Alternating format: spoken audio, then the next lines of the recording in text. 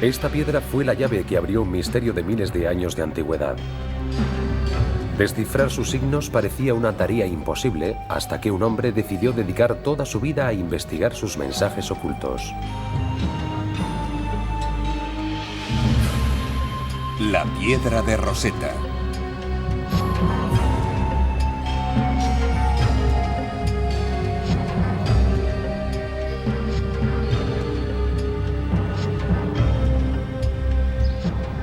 El Museo Británico en Londres está repleto de maravillosos tesoros procedentes del antiguo Egipto.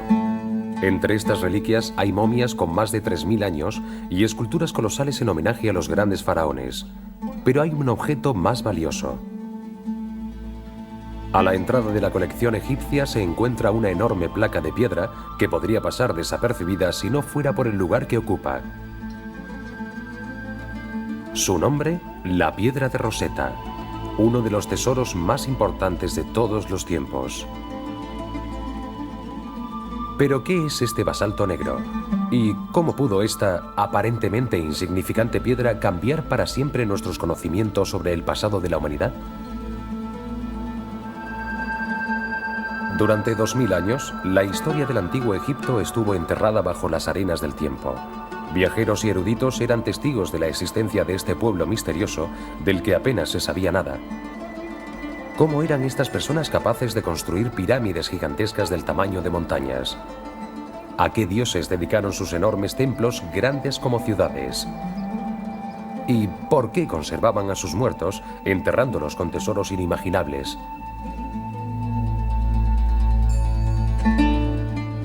Los visitantes a este mundo antiguo ven extraños dibujos por todas partes. Los griegos fueron los primeros en llamarlos jeroglíficos, y su lenguaje místico decora los templos, los monumentos y las tumbas. Las paredes están repletas de exóticos dibujos de animales, cabezas humanas y formas desconocidas. Muchos de ellos están junto a representaciones de egipcios haciendo ofrendas a dioses con cabezas de animales.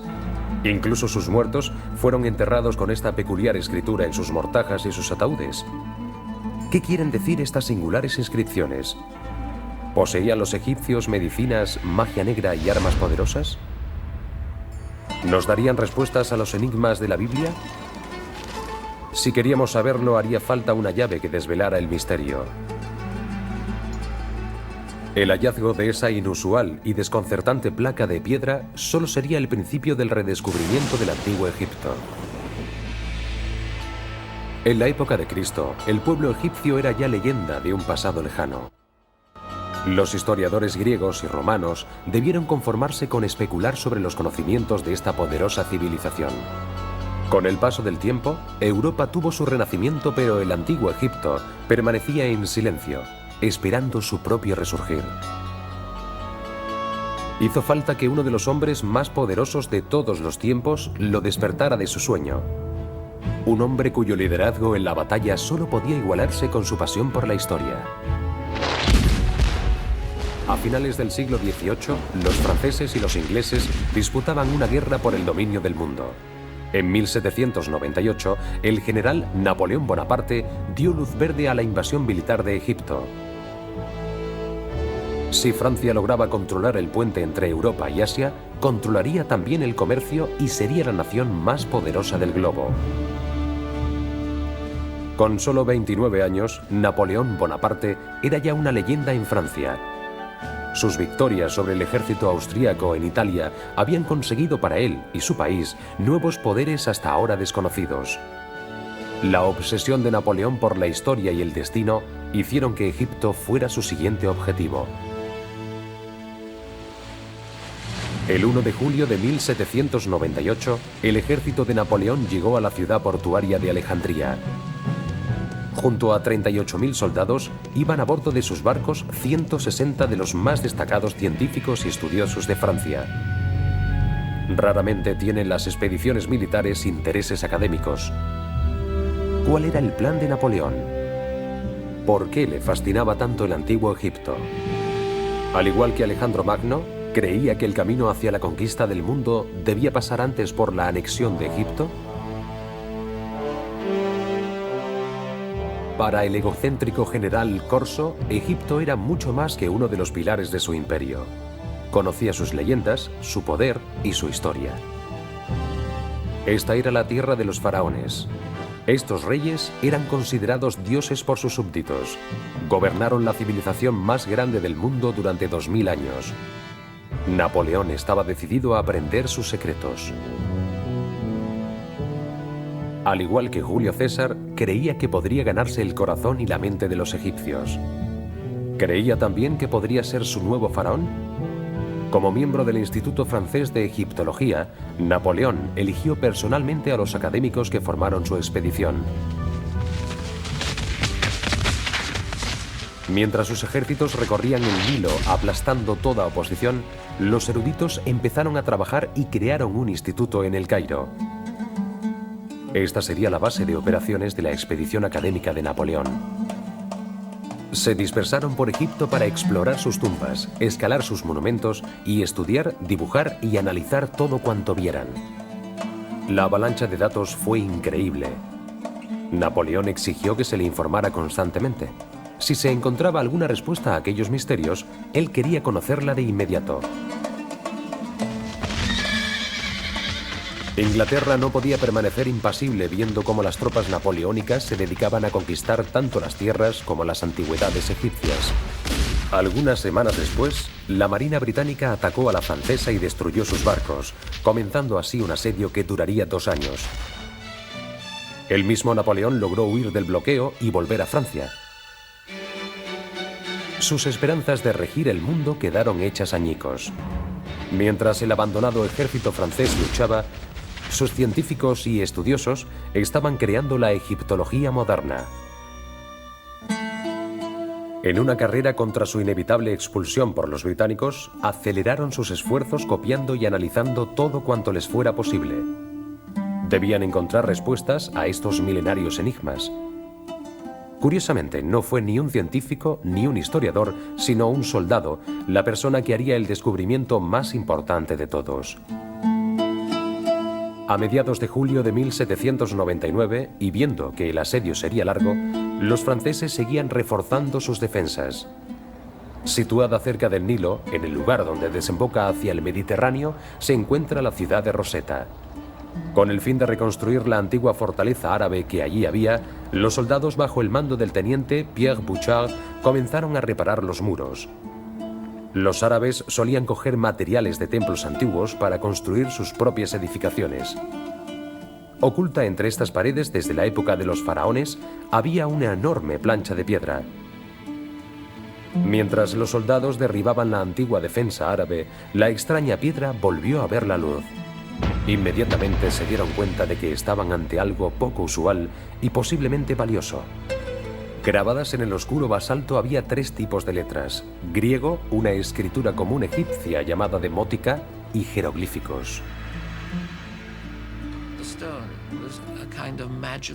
La piedra fue una especie de descubrimiento mágico y creo que fue una suerte extraordinaria que la persona que estuviese allí tuviera curiosidad e interés para preguntarse qué podría ser aquello. Quizá pensó que tal vez ayudaría a comprender los jeroglíficos. No habría sido extraño que alguien menos informado hubiera dicho que solo era una piedra vieja y la hubiera usado para construir el fuerte. Mucha gente dice que gracias a Dios fue un oficial francés y no uno británico, porque los franceses tenían más inquietudes intelectuales. La piedra de Rosetta medía 144 centímetros de alto y 91 centímetros de ancho. Pesaba casi 700 kilos. El general francés Jacques Minut ordenó que fuera enviada al instituto en El Cairo para que tradujeran el griego. ¿Qué diría? ¿Podría utilizarse el griego para traducir los jeroglíficos? El descubrimiento causó sensación. La lengua griega era fácilmente comprensible, así que el texto se tradujo sin problemas. Era un decreto en honor al faraón griego Ptolomeo V, en el primer aniversario de su mandato. En agradecimiento al bien que había hecho por Egipto, se ordenaba colocar placas como esas en todo el país. Se sabe que los griegos habían gobernado Egipto desde el año 300 antes de nuestra era hasta algunas décadas después de Cristo. ¿Cómo pudo sobrevivir esa piedra durante más de 1800 años? ¿Existían otras parecidas? El texto parecía intrascendente hasta que se tradujo la última línea. Este decreto será grabado en la piedra de granito en caracteres sagrados, nativos y griegos. Los tres textos decían lo mismo. La noticia no tardó en extenderse por Europa. La piedra ofrece un gran interés para el estudio de los caracteres jeroglíficos. Tal vez por fin nos dé la clave de ellos. El Cairo, Egipto, 1799. La piedra de Rosetta no estaría mucho tiempo en manos galas. El asedio británico pronto obligaría a los franceses a rendirse. ¿Cómo intentó un general francés ocultar la piedra para evitar que los ingleses se hicieran con ella? Durante las negociaciones, los oficiales militares vencedores exigieron que se les diera la piedra. ¿Creían que los jeroglíficos traducidos revelarían secretos militares? ¿O que era la voz que daría fin al largo silencio del antiguo Egipto?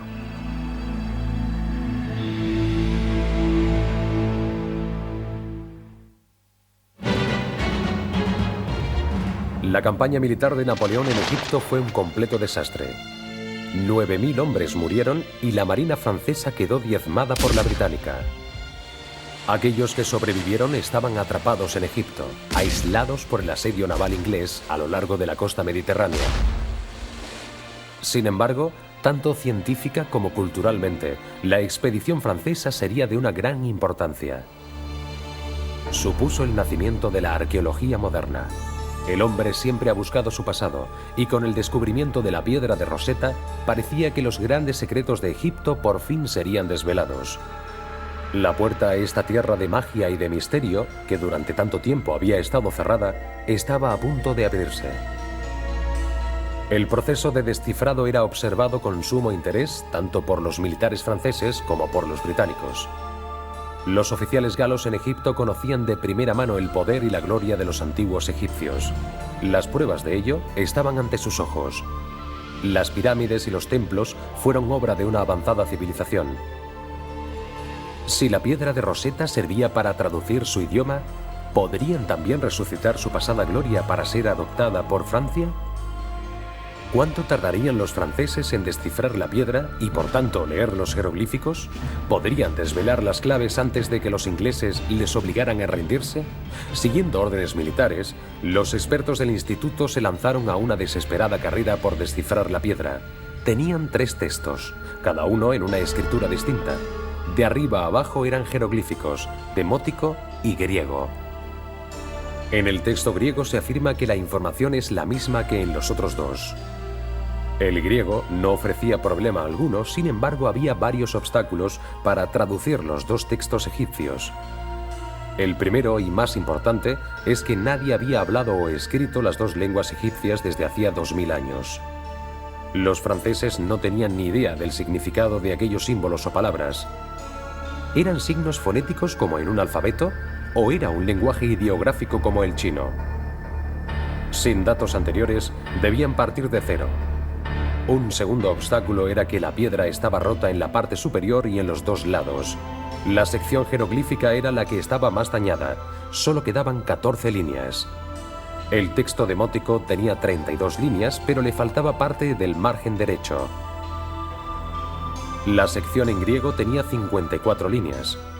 Los frustrados franceses no tenían manera de saber qué palabras o líneas del texto concordaban con las palabras griegas. Y lo que era peor, el tiempo no estaba de su lado. En agosto de 1801, 2 años después del descubrimiento de la piedra de Rosetta, los ingleses finalizaron su asedio atacando y obligando a los franceses a entregarles Egipto. Como parte del acuerdo de rendición, los oficiales del ejército derrotado podrían quedarse con todas sus pertenencias personales, pero el Instituto del Cairo debía entregar todos sus hallazgos.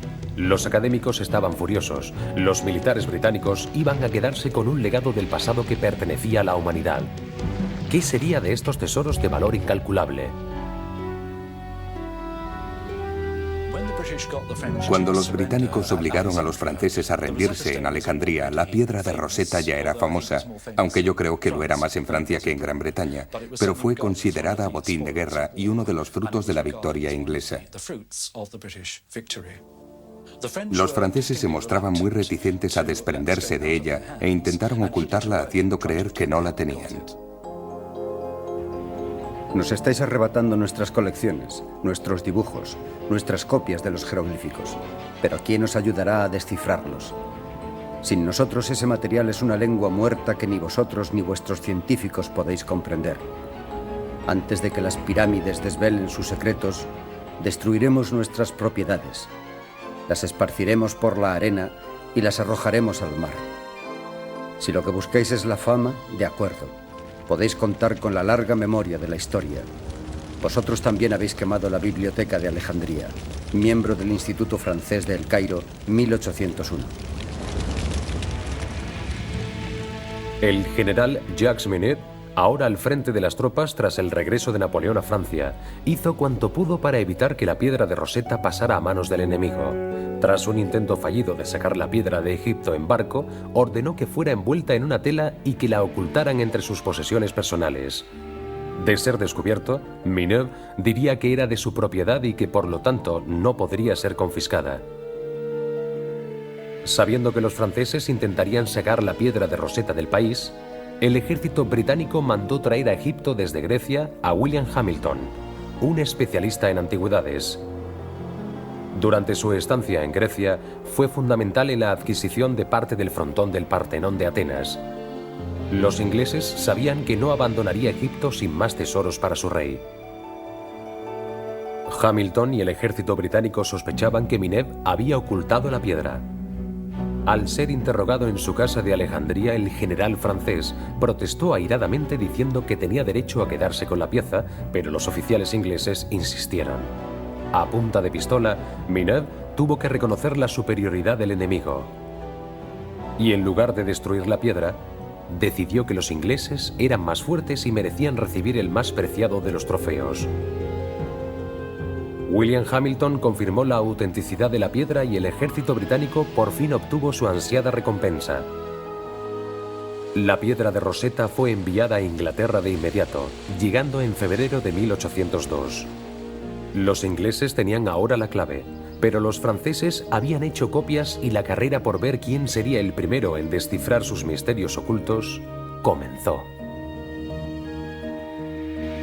Con todo el poder y las riquezas que había en Egipto, la verdadera fama sería para aquel que hallara la respuesta. La expectación era enorme y los más relevantes eruditos se lanzaron a la batalla por ver quién abriría esa puerta. ¿Por qué hubo tantas rivalidades entre amigos? ¿Quiénes fueron los hombres que intentaron descifrar el código y fracasaron? ¿Revelaría alguna vez la piedra de Rosetta sus enigmas? Mientras los franceses y los ingleses se dedicaban a redescubrir Egipto, en otras naciones del mundo tenían lugar acontecimientos históricos.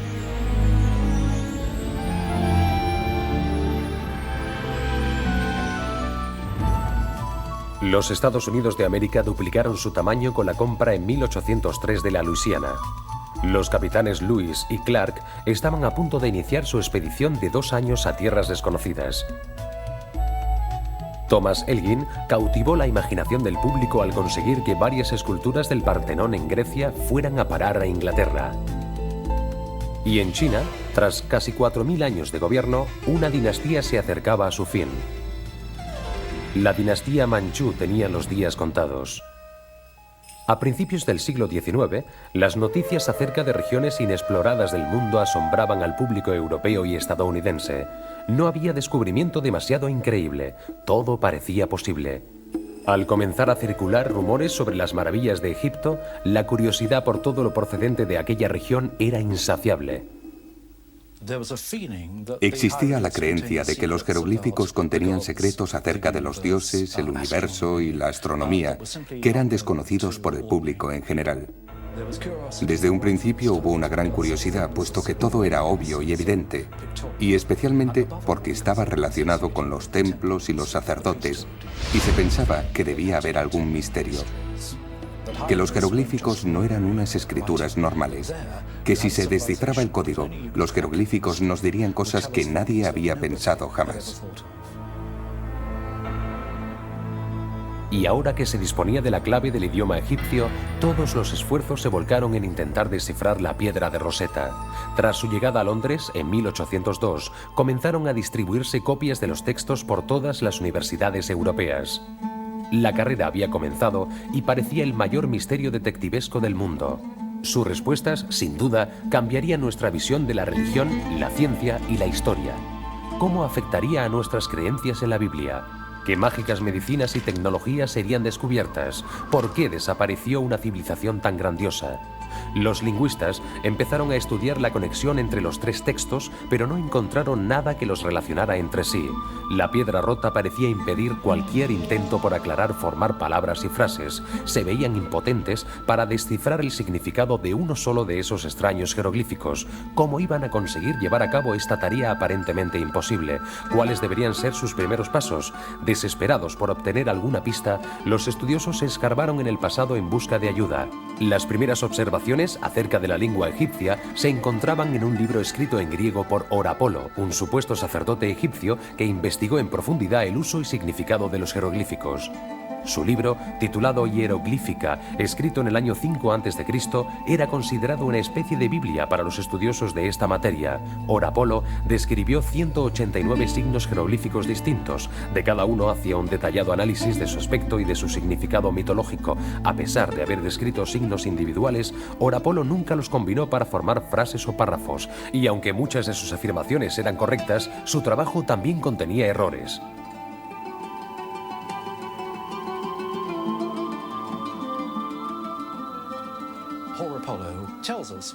Orapolo nos dejó muchas ideas acertadas, pero algunas de sus explicaciones están equivocadas. Por ejemplo, dijo que en los jeroglíficos egipcios la palabra madre se escribía con un buitre. Y eso es verdad. Pero cuando explica el motivo, dice que en la naturaleza no hay buitres machos, que todos los buitres son hembras. Eso era un gran misterio. Más tarde, cuando la gente empezó a estudiar el mundo natural, vio que había buitres machos y buitres hembras, y Orapolo quedó muy desacreditado. Y las verdades que nos estaba diciendo fueron ignoradas a causa de las razones místicas que la rodeaban. Los eruditos dedicados a descifrar la piedra de Rosetta también se basaron en razonamientos históricos de la Edad Media. Al entrar Europa en el Renacimiento, la influencia religiosa apoyaba la idea de que los jeroglíficos contenían respuestas a los misterios bíblicos. La gente comenzó a interpretar el antiguo Egipto a través de la Biblia. Al ver las pirámides, decían que no eran tumbas para reyes, sino que eran los graneros que José, el de la Biblia, había erigido para recolectar el grano durante los 7 años buenos, en preparación a los 7 años de hambruna que se avecinaban. Por lo tanto, el misterio continuaba, pero todo se resumía en la idea de que reflejaba una historia de la Biblia.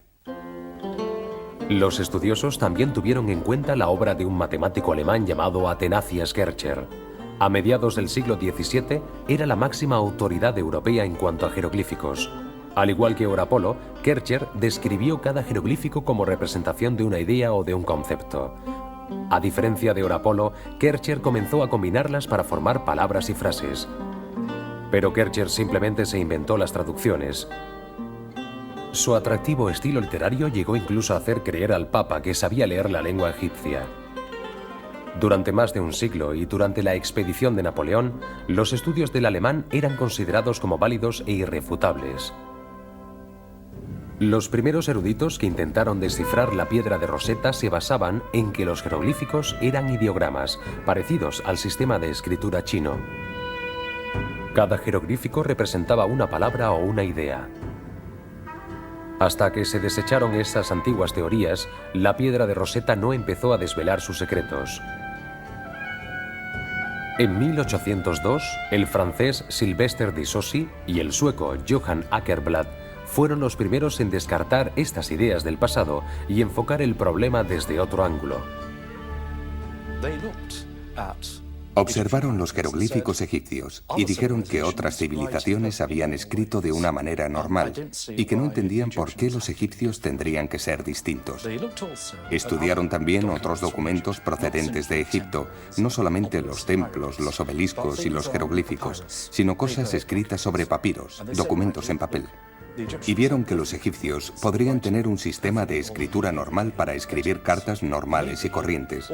Pensaron que tal vez su sistema de escritura fuera también racional. Disosi y Åkerblad partieron de la premisa de que el demótico utilizaba un sistema de escritura occidental. Cogieron un nombre de palabras griegas que se repetían como él o suyo y la palabra griega. Luego buscaron en el texto demótico esas palabras repetidas más o menos en el mismo sitio. Observaron que donde estas palabras aparecían en el texto griego, se encontraban también en un lugar similar en el demótico. Lo que estos precursores hicieron fue empezar a demostrar que no se trataba de una escritura ideográfica, que había símbolos que representaban letras individuales, que equivalían a letras individuales. Ya no había que verlos como algo esotérico y lleno de significados ocultos. Aunque su primer paso al traducir el texto demótico resultó prometedor, Disosi y Åkerblad se rindieron al verse incapaces de descifrar el código jeroglífico. 3 años después del descubrimiento de la piedra de Rosetta, abrir las puertas de los secretos de Egipto estaba resultando mucho más difícil de lo que cualquiera hubiera pensado.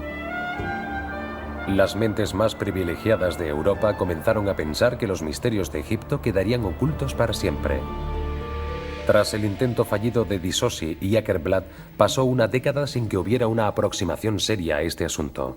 Aunque la fascinación del público por el antiguo Egipto seguía creciendo, la piedra de Rosetta fue prácticamente olvidada. Para aquellos que consideraban descifrar los jeroglíficos, el fracaso de Disosi y de Åkerblad suponía una losa tan pesada como la piedra misma. Los especialistas veían que aquello podía ser un gran premio, pero que implicaba un enorme riesgo. Podrían acabar cubiertos de gloria o haciendo el ridículo ante todo el mundo. La mayoría de los eruditos son por naturaleza bastante cautelosos, y hacía falta una persona muy especial que se atreviera a decir que no le importaba hacer el ridículo y que intentaría descifrar aquello.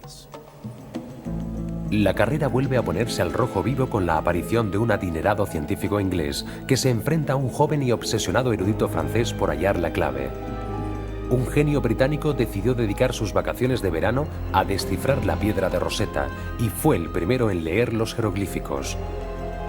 También conoceremos la leyenda que habla de la predicción de un hechicero afirmando que un muchacho de pueblo sería el que iluminaría el pasado.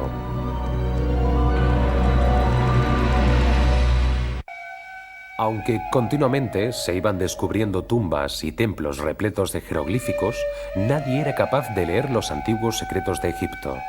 Esta lengua mágica parecía destinada a quedar oculta para siempre. Al cumplirse el 15º aniversario del descubrimiento de la piedra de Rosetta, no se había adelantado nada en su descifrado. Y aunque los intentos fallidos por deshacer su enigma no animaban a continuar con su estudio, 2 hombres decidieron aceptar el reto y ambos afirmarían haber sido los primeros en dar con la clave. En el verano de 1814, un físico, médico y lingüista londinense de 41 años llevó una copia de la piedra de Rosetta a su casa de campo. Había decidido dedicar sus vacaciones estivales a resolver este acertijo. Esta vez, la piedra de Rosetta comenzaría a hablar.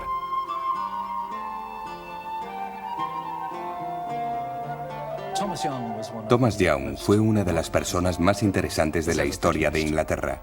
Si hiciéramos una lista de sus logros, resultaría asombrosa. Estudió la luz y cómo se propaga. Propuso una teoría sobre las ondas de luz que sería la base de buena parte de la física moderna. Le interesaba el ojo humano. Le interesaba cómo veía el color. Le interesaba la percepción. Y sus nociones sobre el ojo humano son también la base de gran parte de la óptica moderna. Este hombre fue probablemente el más brillante resuelve problemas jamás nacido en Gran Bretaña. Young creía que el misticismo que rodeaba al antiguo Egipto era una tontería. No creía que fuera a descubrir ningún secreto del universo. Lo que le atrajo de la piedra de Rosetta fue que era un problema, un misterio no resuelto, y quería ser el primero en desvelarlo. Young comenzó concentrándose en las palabras de un modo gráfico. Localizó líneas en el texto griego con palabras que aparecían más de una vez. A continuación, intentó encontrar líneas en el texto demótico que contuvieran grupos de símbolos repetidos las mismas veces. Utilizando esta deducción lógica, Young pudo sistemáticamente identificar 86 traducciones demóticas, incluyendo las palabras rey, Ptolomeo y Egipto. En ese mismo punto se detuvieron Disosi y Åkerblad, pero el éxito inicial de Young le condujo a seguir adelante con sus esfuerzos. Los egiptólogos llevaban mucho tiempo interesados en los jeroglíficos rodeados por una figura ovalada, los llamados cartuchos. Parecían estar colocados estratégicamente dentro y alrededor de los templos y las tumbas. Algunos egiptólogos habían comenzado a especular con el contenido de los cartuchos, si contenían nombres de algún faraón o algún miembro de la familia real. Young se basó en esta idea para trabajar sobre la teoría de que los cartuchos de la piedra de Rosetta contenían el nombre Ptolomeo.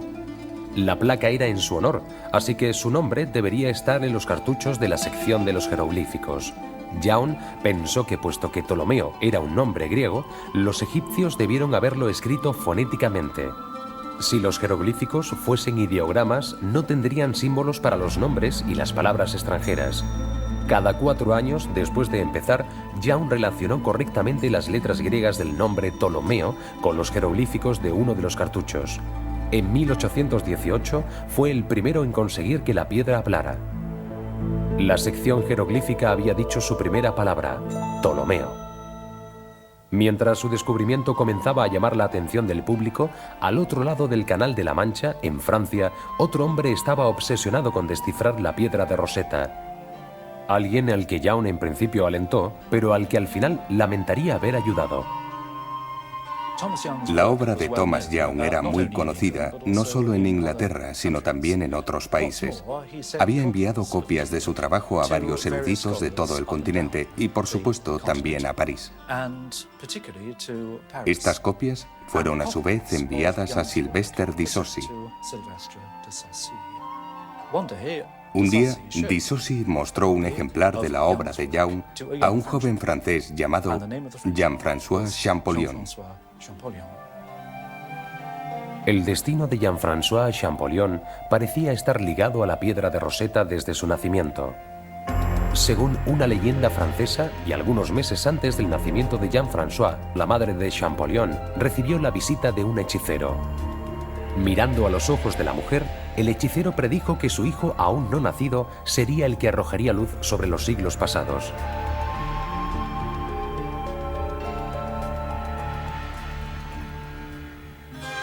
Champollion nació en Figeac, Francia, en 1790 y era hijo de un librero de pueblo. Cuando tenía 11 años, se encontraba interno en un colegio de Grenoble y la expedición de Napoleón a Egipto cautivó la imaginación de todos los franceses. El hermano mayor de Champollion, Jacques Joseph, le contaba relatos acerca de las glorias y los misterios de aquella región a su hermano menor.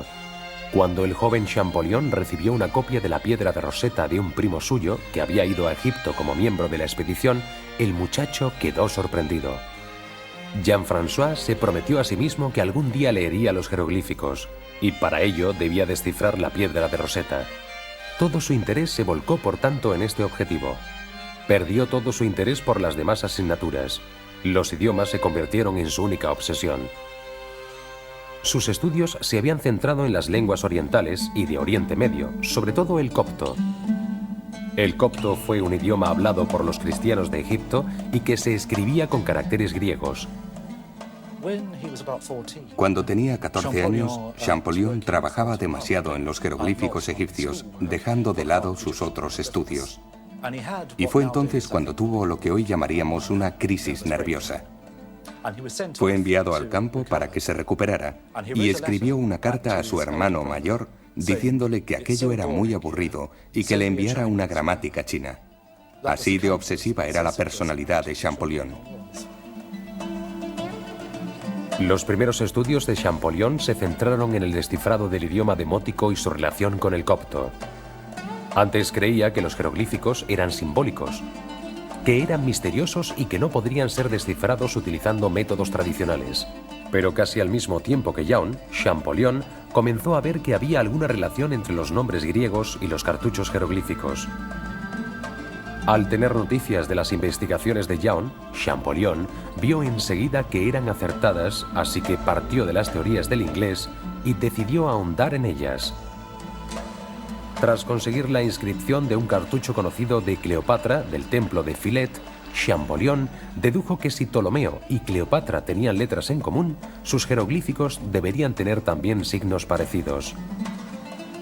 Cuando los comparó con los jeroglíficos, descubrió los signos que representaban la P, la L y la O. Champollion había demostrado la teoría de Young de que los nombres extranjeros se escribían fonéticamente en el lenguaje jeroglífico. La puerta estaba abierta y el francés podía ya atravesarla. Champollion vio que Young tenía razón, que podía demostrar cómo se escribían con jeroglíficos los nombres de los gobernantes griegos de Egipto. Pero eso era solo un aspecto. Puede que fuera solamente el modo utilizado en tiempos más cercanos para escribir nombres extranjeros.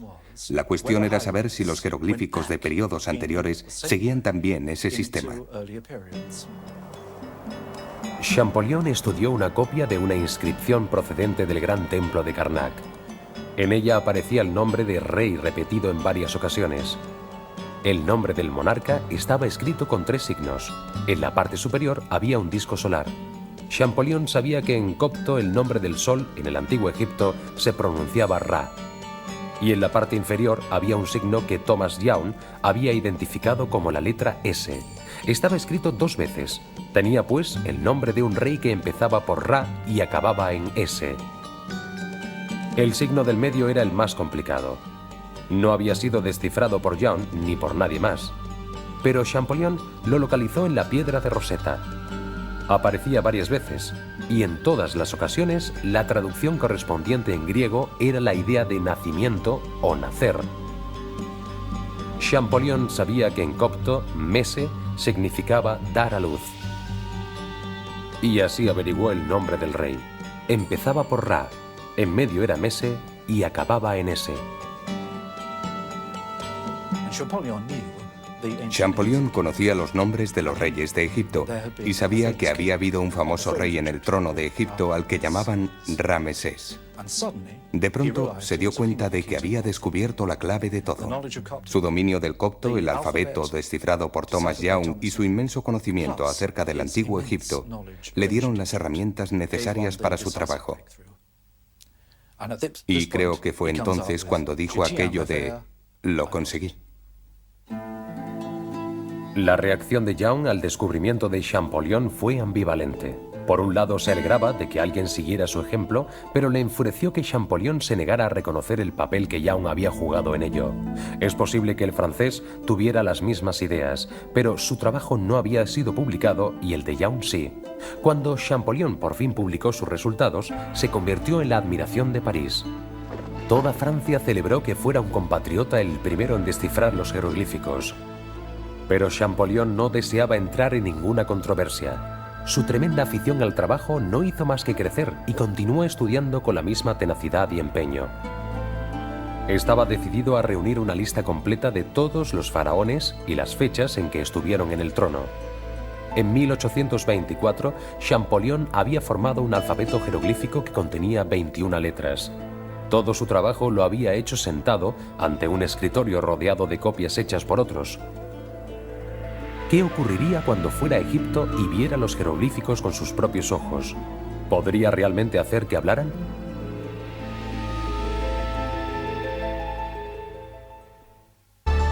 La puerta hacia el pasado de Egipto comenzaba a abrirse. La piedra de Rosetta había demostrado por fin que era la clave para la interpretación de los jeroglíficos. ¿Pero qué decían? ¿Qué secretos y misterios revelarían? La publicación de los hallazgos de Jean-François Champollion le valieron el reconocimiento nacional. Anteriormente, la Academia Francesa le había considerado un loco obsesivo, dedicado en vano a llegar a ninguna parte. Pero ahora, de pronto, era un héroe. El gobierno galo pidió a Champollion que asesorara la compra de la magnífica colección del egiptólogo inglés Henry Seuss. Tras su incorporación al Museo del Louvre en 1827, Champollion fue nombrado primer conservador de la sección de antigüedades egipcias. Sin embargo, tenía ambiciones más grandes que dedicarse a hacer inventarios en un museo. Quería viajar a Egipto. En 1828, y con la ayuda del Museo de Turín, Champollion organizó una expedición para recorrer el río Nilo. Sería la mayor aventura científica en Egipto desde la de Napoleón.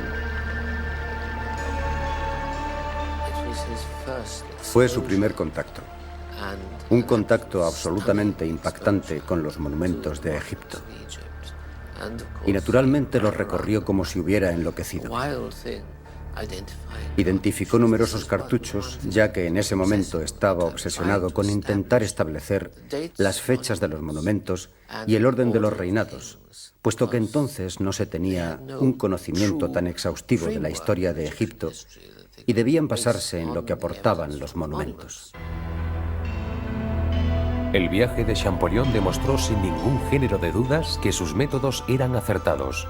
Podía leer el antiguo idioma egipcio descrito en las paredes. Sus esfuerzos realizados para traducir los jeroglíficos supusieron el nacimiento de la egiptología moderna. Egipto dejó de ser una tierra de silencio. Ahora nos estaba hablando desde su pasado. Los nombres de faraones como Ramsés y Tutmosis eran hasta entonces legendarios, pero por fin podrían identificarse sus rostros. Sabemos cuándo gobernaron y en qué templos oraron. Al volver a París, Champollion continuó su trabajo. Tenían ya suficiente material para escribir una historia definitiva de Egipto. Desgraciadamente, no pudo culminar su obra. El 4 de marzo de 1832, Jean-François Champollion murió. Champollion nunca tuvo ninguna duda acerca de su habilidad ni de sus logros. Y aunque murió con solo 42 años, al final de su vida se reconoció todo cuanto había hecho. Y Francia creó con gran acierto una cátedra de egiptología para él, la primera del mundo. Así que murió sabiendo que sus esfuerzos no habían pasado desapercibidos. Buena parte de la obra de Champollion quedó inconclusa al morir, pero su hermano la reunió y la publicó en homenaje al genio de la familia. Champollion fue el primero en centrarse en la historia de los faraones egipcios y los demás emplearon su legado para estudiar lenguas demóticas y jeroglíficas. La cantidad de material escrito en las paredes y papiros era tremenda. Con el paso de los años, la historia social, política y económica del antiguo Egipto comenzó a ser comprendida. Pero lo que más sorprendió fueron los escritos personales. Hemos aprendido que al ver a los antiguos egipcios, nos vemos reflejados a nosotros mismos. Poco a poco comenzamos a ver que los egipcios eran como todos nosotros. Escribían cartas al director de su banco, escribían cartas a los recaudadores de impuestos, se escribían cartas entre sí tratando aspectos normales de su vida cotidiana. Tuvieron una literatura no muy diferente a la nuestra. La piedra de Rosetta devolvió a la vida tanto la historia del antiguo Egipto como la de la humanidad.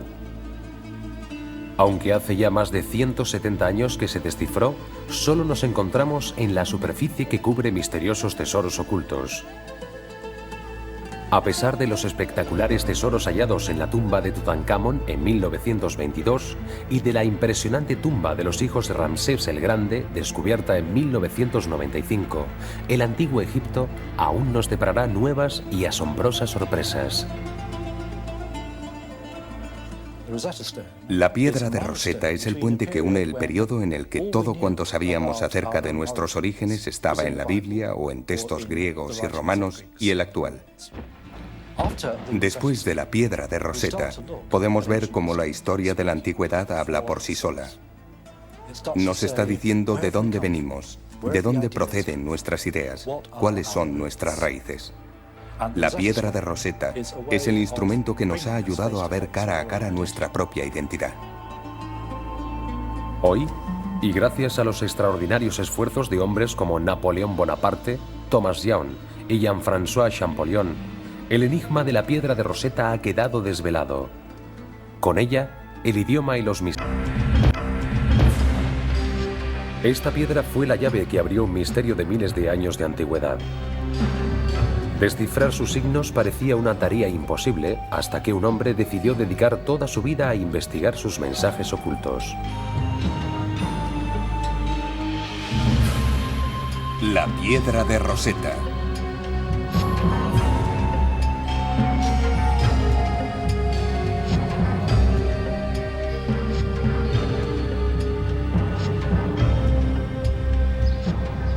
El Museo Británico en Londres está repleto de maravillosos tesoros procedentes del antiguo Egipto. Entre estas reliquias hay momias con más de 3000 años y esculturas colosales en homenaje a los grandes faraones. Pero hay un objeto más valioso. A la entrada de la colección egipcia se encuentra una enorme placa de piedra que podría pasar desapercibida si no fuera por el lugar que ocupa.